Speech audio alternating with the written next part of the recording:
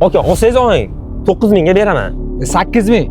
Yo, 9000 aka, bu 8000 bo'lsa bering. Yo, 9000. Оформлениyaga 1000 dollar ketadi. Ya u meni muammoyim emas-ku. Оформление 1000 dollar qilib qo'yishgan bo'lsa, meni muammoyim emas-ku. Olsangiz mana 9000 ga oling. 8000. Yo'q, janoblar ko'rsanglar bo'ladi. Bozor to'la mashina, hamma mashina olishga kelgan, kimdirlar esa sotishga kelgan. 1000 dan oshiq mashinalar bor. Jendra sizdanmi aka? Mendan aka. Qanchadan beri sotishga urinyapsiz bozorda? 1,5 hafta bo'lib qoldi. Shunaqa. Shu bir haftadan beri har kuni chiqib avtomobil sotib o'tirasiz, to'g'rimi? Shunaqa. Chetdan. Charchab ketmadingizmi? Endi tirikchilik aka. Janoblar ko'rsanglar bo'ladi, hamma bozorga avtomobillarni olib chiqadi. Kimdirlar bir hafta, 2 hafta, kimdirlar esa bir oy ham kutishadi.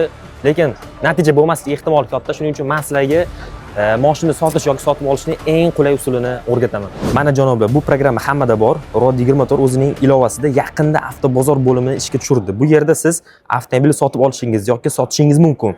Eng qizig'i, ushbu qulaylik mutlaqo bepul. Bozorga chiqib ovora bo'lishni istamasangiz, Rod 24 ning ushbu qulayligidan foydalanishda sizga maslahat beraman.